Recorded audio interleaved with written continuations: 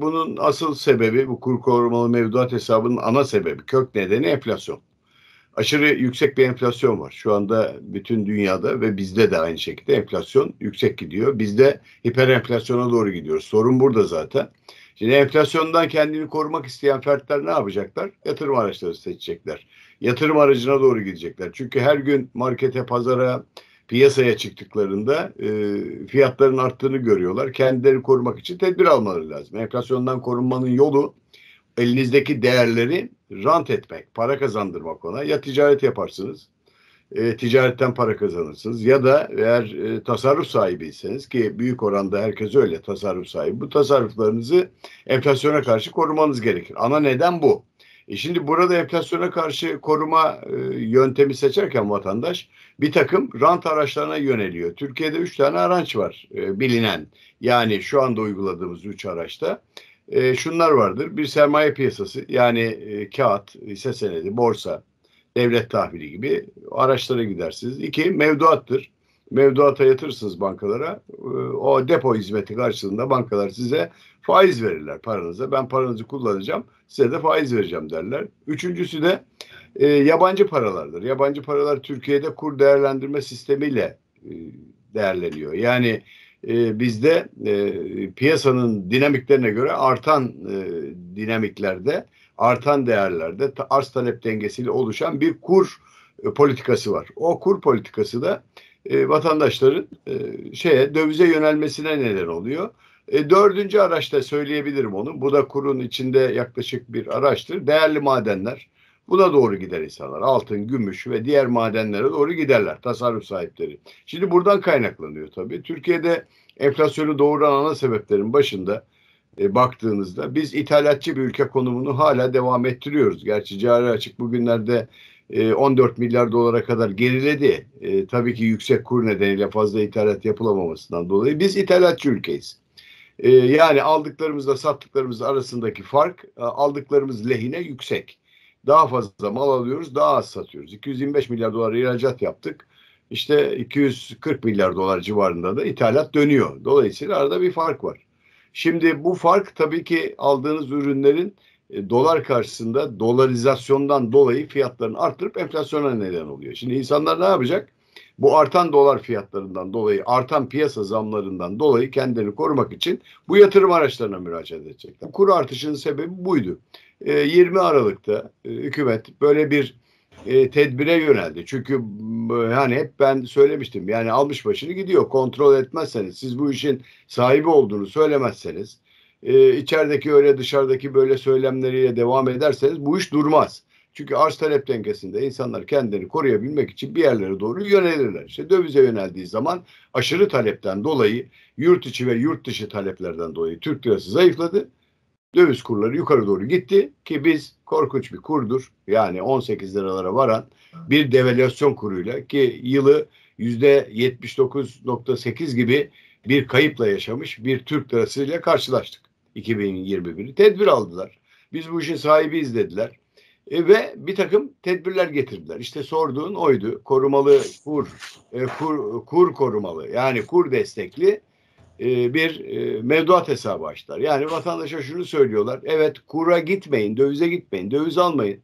Ben devlet olarak sizin getirdiğiniz paralara, Türk lirası olarak yatırdığınız paralara ben burada Merkez Bankası kanalıyla aradaki farkı vereyim. Güzel bir tedbirdi. Tabii bu çöküştürdü olayı. Yani şunu görüyor vatandaş. Ben döviz almayayım, Türk lirası mevduatı yatırayım faiz alırken, aradaki farkı nasılsa dolar 18 lirada olsa, 20 lirada olsa, 50 lirada. Devlet bunu verecek. Evet, doğru. Devlet bu konuda tedbir aldı. Hatta meclisten kararnamesi de çıkarıldı. Kanun hükmünde bir kararnameyle Bankalar Birliği tarafından deklare edildi. Ancak tabii sorun hala bitmiş değil. Devam ediyor. Bir yüksek enflasyonla yaşıyoruz. İşte TÜİK'in verilerinde %36'ya varan enflasyon, %80'e varan üretici fiyat enflasyonuyla karşı karşıya şu anda. Sorun burada zaten. Bunu çözmek gerekiyor. Ana sorun, kök neden bu.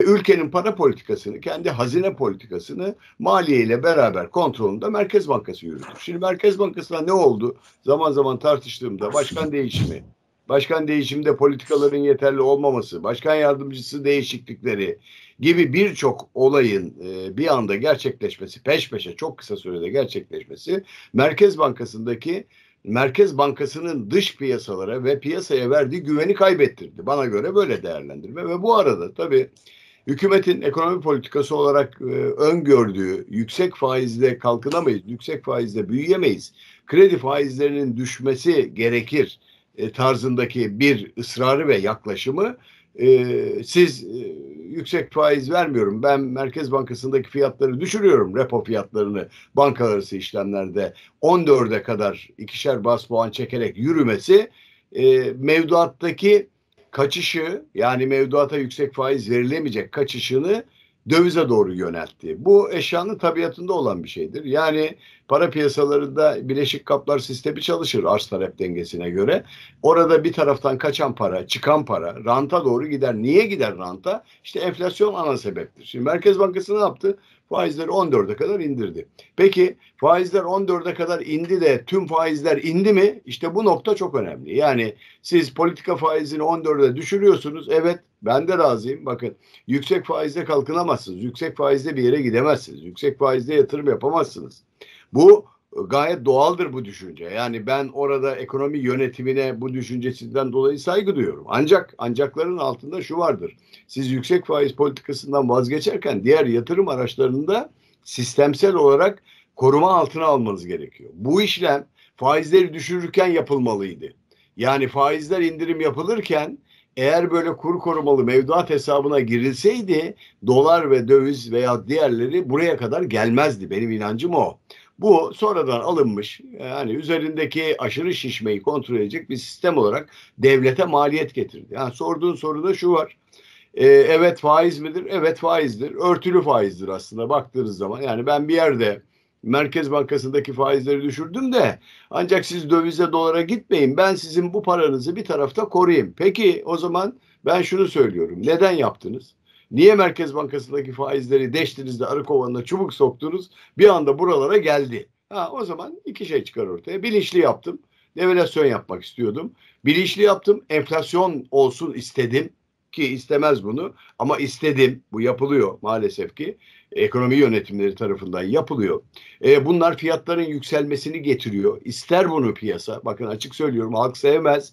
Ama piyasadaki üreticiler ve tüketiciler bunu isterler, bu enflasyonu açıkçası.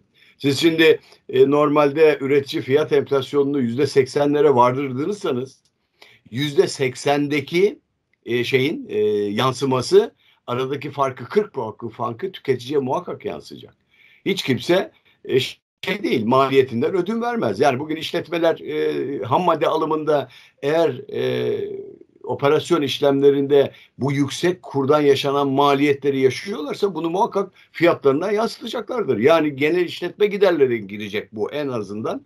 Genel işletme giderleri de malın maliyetini yükseltecek. Bu malın maliyeti yükselecek. Kime yansıyacak? Tüketiciye yansıyacak. Burada en fazla mağdur olan tüketici. Tüketici bugün markete ve sokağa çıktığı zaman işte 12 lira, 13 liralara varan benzinle ve dizel yakıtla karşılaşıyor. Diğerleriyle de karşılaşıyor. Bir maliyet geldi tüketicinin üzerine. Artı rafa gittiği zaman ekmek fiyatından tutun da diğer ürünlere kadar %60'lara varan bir maliyetle karşılaşmış durumda bana göre. Ki gerçek enflasyon %50'yi aşmış durumda. Biz Türkiye olarak hiper enflasyona doğru gidiyoruz. Yani 50'yi aşan enflasyon hiperdir. Hatta 50'nin yukarısındaki o çift haneli düşürmesi çok zordur. Hiper enflasyonda stokçuluk başlar, ahlaksızlık başlar, fiyat denetimsizliği başlar. Yapamazsınız, kontrol edemezsiniz. Çok zordur yani. Bakın, burası çok çok önemli. Faizler 14'e indi de özel bankalar kredi faizlerini 14'e indirebildi mi? Mevduat oranlarını 14'e çekebildi mi? Yani para toplama. Bana göre hayır. Bana göre hayır. Şimdi bankaları koruma sistemi olarak kur korumalı mevduat hesabı koydunuz. Evet, bankaların üzerindeki maliyeti alacaksınız biraz. Çünkü adam aldığı paraya göre malı para. Yani neticede bir bankanın topladığı mevduatın sonucunda o mevduatlara faiz verirken satacağı değerleri düşünülerek maliyet hesabı yapar. Örnek veriyorum. Siz 14-15'ten para topladığınız zaman buna genel giderlerinizi ilave edersiniz. Merkez Bankası maliyetleri de vardır. Karşılıklar yatırırsınız, vergileri vardır, bir takım şeyleri vardır, yaptırımları vardır. Size belki tam rakamı söyleyemeyeceğim ama 80 liralık bir değer kalır. 80 lirayı satarak siz 14 liralık maliyetin üzerine bir şeyler koyacaksınız ve kredi gelenlere şunu söyleyeceksiniz. Benim paramın maliyeti budur, bunu satıyorum. Şimdi bankalar yaklaşık bankalar 3-4 aydır bankalar daha evvel 6 aydır diyelim yüksek maliyetle fon topladılar. Yani 18'lerden 19'lardan ellerinde 6 aylık 7 aylık fonlar var. Şimdi bu fonları satmış durumdalar belirli bir faizle. Bunların geri dönüşü 6 ay 7 ay ise bekleyecek bankalar. Bankaya gittiğiniz zaman bir kredi talep ettiğinizde ticari faiz istediğinizde size 24-25 oranları telaffuz ediliyor. Yani maliyetlerle beraber %24-25. Hatta geçen hafta MÜSİAD'ın başkanı Mahmut Asbalı bu konuya değindi. Şunu söylüyor. Reel sektörün krediye erişimi değerlendirmede sıkıntı var diyor. Yani %14'lük politika faizi maalesef reel sektöre yansımış değil diyor. Ben de aynı şeyi söylüyorum. Reel sektöre yansımadı. En azından %14 politika faizi varken bankalar bunun üzerine masrafını koyup 18-20'lerde bizim krediye ulaşmamız lazım diyor. 16'larda, 17'lerde. Böyle bir oran yok. Dolayısıyla faizler inmedi. Demek ki bizim faiz düşürme politikamızda biraz daha dikkatli hareket etmemiz, biraz daha sabırlı olmamız veyahut ısrar edersek bile diğer yatırım araçlarını güçlü kılaraktan bir yere doğru gitmemiz lazım. Yoksa yine sıkıntı büyük olarak devam edecek. Sıkıntının büyüğü de nedir? Sıkıntının büyüğü enflasyondur.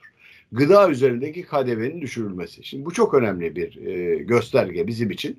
Yani tüm gıda ürünlerinde %18 olan KDV'nin 1'e indirilmesi, sıfırlanması, uzun bir süre alınmaması konusunda hem sivil toplum kuruluşlarının talebi hem de vatandaşın bu konuda maliyet yüksekliğinin verdiği serzenişler neticesinde zannediyorum ki KDV'yi sıfırlayacaklar. Yani bu olumlu gösterge olarak yansıması lazım. Şimdi burada çok önemli bir sorun şu. Aynen bankaların yönetimi gibi. Bu KDV indirimlerinin o çıkan fiyatlara yansıması lazım. İndirilmesi gerekiyor. Yani markette hani raftaki etiketi değiştirmek için adam tutuyorduk. Adam bulamıyorduk. Etiket değiştirecek adam var diye eylem astılar. Adamı arıyoruz. Gelsin etiketleri değiştirsin maaş vereceğim diye. Şimdi etiketleri indirmek için de adam bulmamız gerekiyor. O zaman %18-20'lik maliyet hatta üzerindeki köpük manipülatiftir bana göre. Birçok gıda ürününde birçok şeyde fırsat kollamıştır stokçular ve marketçiler hatta tedarikçilerin tümünde de bu sıkıntı var.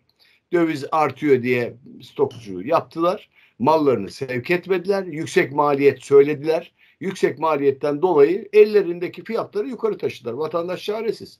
Vatandaş gider, ihtiyacı olanı alır. Vatandaş şunu yapar bir müddet sonra. Alamaz.